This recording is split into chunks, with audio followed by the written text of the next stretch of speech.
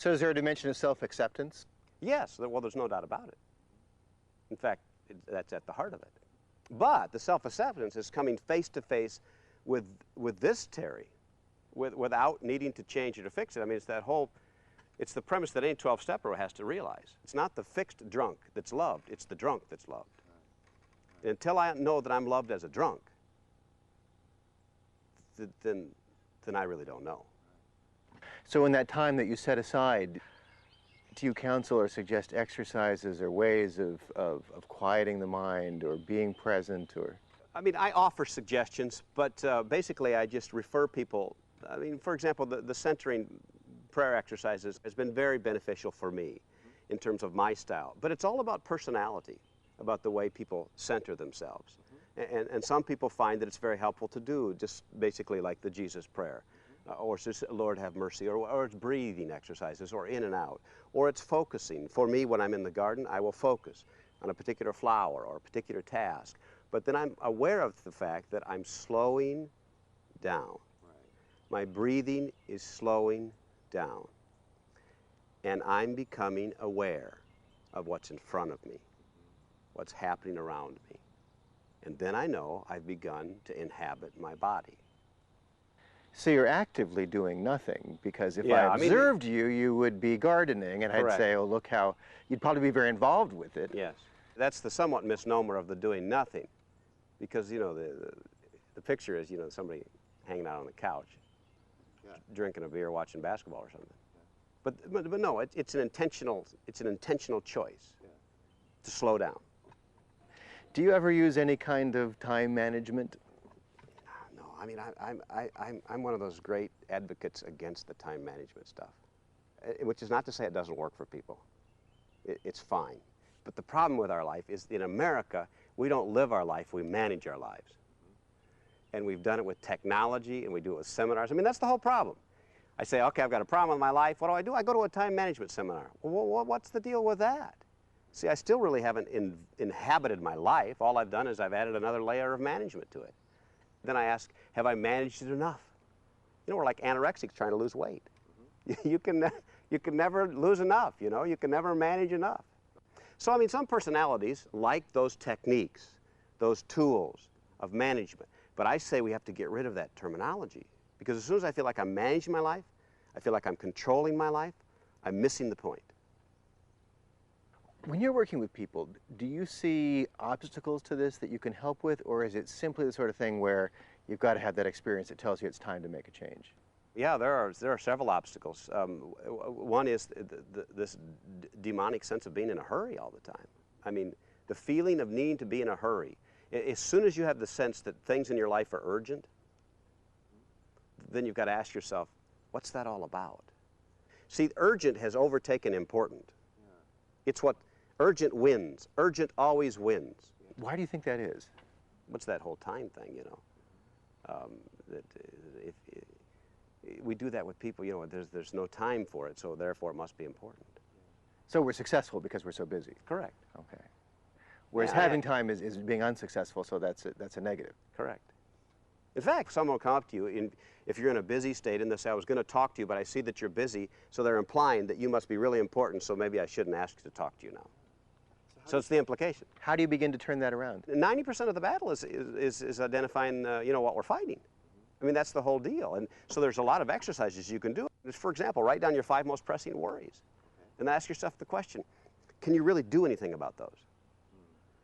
And the chances are that there will be several of them that you really can't do anything about, and yet they've occupied the preponderance of our time and our energy. And they've become urgent, pressing, and really there's nothing we can do about them. Things like that, little. So say I master the art of doing nothing. Right. What do I get out of it? Well, I mean, there's 2 problems with that question. The first is that we master the art, which is, I mean, see, that's that whole Western mindset again. In other words, all right, here's something I'm going to accomplish, this Sabbath thing, and so now we think of it as now something we do, or something we accomplish, or something we achieve. And, I mean, the truth about Sabbath literally means waste time with God.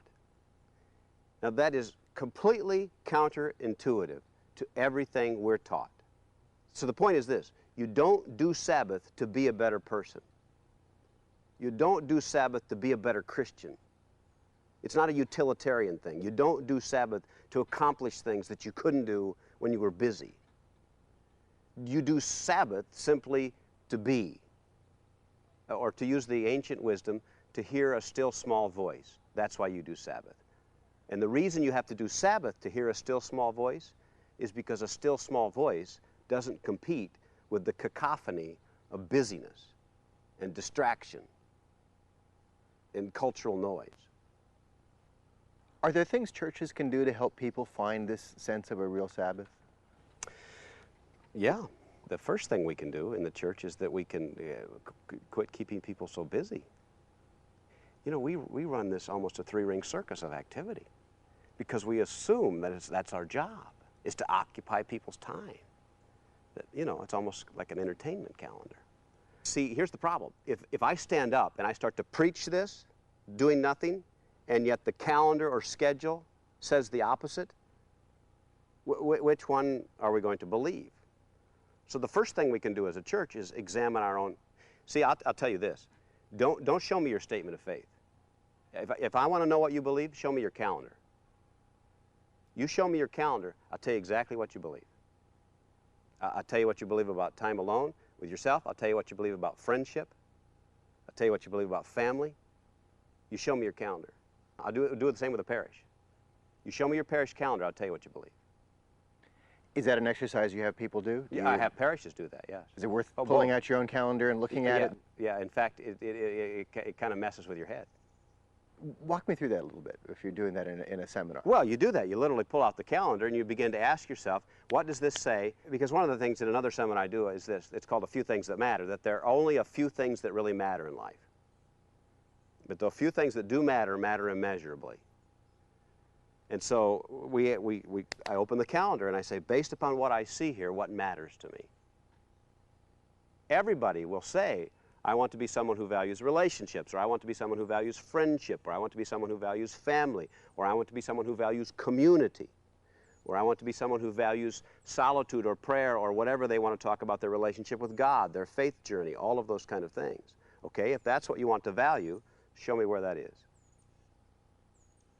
And how does this, what I see, prevent or become an obstacle to the very things I just said I value? But one thing that's helpful about that is that we at least see what the obstacles are. Because sometimes I'm not even aware of it. So doing nothing, the things we don't do, we're letting go of the things that really aren't our priorities. That's exactly right. Now, I know for you, working in the garden what kind of lessons do you get from the garden?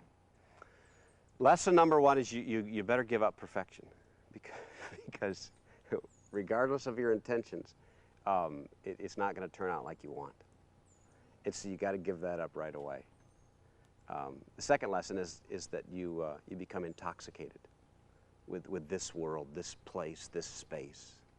And the great thing about the garden is it hits you in surprising waves, through a flower or a bird or a bloom, or even some surprising way the sky is, or the clouds are, or whatever it is. And you really start to inhabit this moment. Another lesson in the garden is that you've got to live with death, because stuff's going to die, regardless of your intentions. What does it mean to you to be present? The most simple way to begin is that my head and my body need to be in the same place at the same time.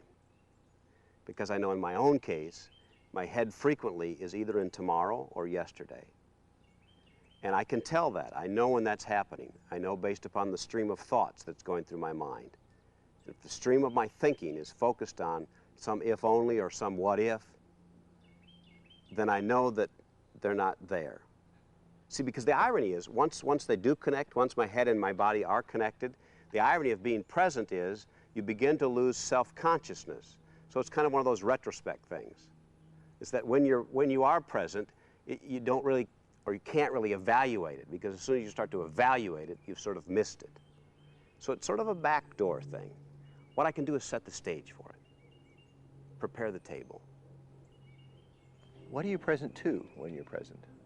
I talk about being knee-deep in the sounds like the birds I hear now.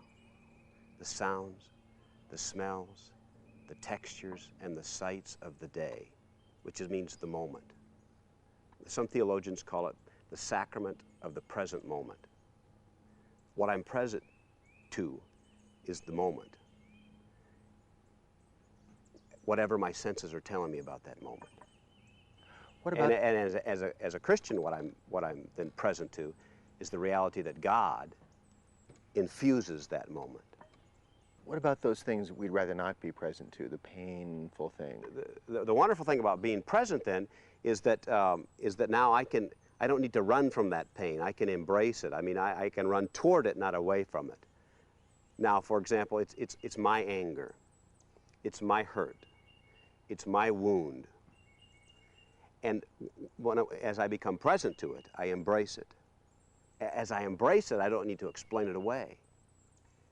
I don't need to hypothesize about it. I don't need to rationalize it. I don't need to fix it. I don't need to cure it. I can live in it. And what happens when you do? The great story is a group of Cambodian women who came out of the whole Pol Pot thing. Unspeakable horrors. They have every right to run from any of those kind of memories or pains. But they are a wonderful illustration of a group of women who decided in their community to be present with that. What happened with that was that they were able to embrace it, and they realized that there was something about them that was greater. Their identity was greater than what had happened to them, greater than the pain, greater than the woundedness, greater than the anger. What came out of their lives was this incredible laughter and joy about life. That was the side effect. You know, you asked, what do we get if we do this? I don't know if we get anything, but there are side effects. For them, it was laughter and joy, because they were comparing this group to a group of Americans who were just trying to get over dysfunctional families. You know, I mean, what, apples and oranges here. The dysfunctional family group was so intentional, so intent, because they were going to manage the problem. They were going to fix the problem. Cambodian women say, no, we're not going to fix that problem. We're going to enter into it. We're going to be present there. And they realized we've been to the bottom, and the bottom is still solid. You also talked about being present to God's infusing the present moment, I think is the way you said it, which seems to be tapping into the timeless debate of, is God immanent, is God transcendent? How do you deal with that? Well, I mean, I deal with it like anybody. I'm gonna be skewed on one side of the spectrum, because I think none of us can really be terribly balanced about that. So I opt for the immanence. And the reason I do is because my upbringing was all about the transcendence of God. I mean, He wasn't here. That was the whole point. Wherever He was pissed off at me about something, you know, because of something I either was doing or not doing. But wherever it was, He wasn't here. The whole point about life is you err on the side of something. So you have to ask yourself, what am I going to err on the side of now at this part of my journey? And at this part of my journey, I err on the side of immanence. What's that like? What's the experience when God shows up or you show up for God? Well, I mean, the hardest part about that is to not have some predisposition about what's gonna transpire. I mean, the best advice I give people is get ready to be surprised. Every religious tradition in the world has a story about God telling somebody, I'm gonna come to your house today. Every religious tradition has this story. And so the guy's getting ready for God, because he's going to tidy his house up, because, you know, you can't have a dirty house when God's coming over, that kind of thing. So, you know, so he makes a nice meal, and he's cleaning everything up and spick and span. And, of course, during the entire day he's cleaning, people come knock at the door. People he doesn't like, you know, all the troubling stuff. He keeps saying, tomorrow, God's coming today. Well, of course, we all know the story. At night, you know, he's angry because God's not there, and he says, God, you promised? God says, I was there 4 times. And each time you turned me away. So, I mean, the first thing I have to do is get rid of the predisposition that it's going to happen in a certain way. It's usually a surprise. I mean, that's the remarkable legacy of Mother Teresa, is that she saw Jesus in faces that we would have never dreamed to look.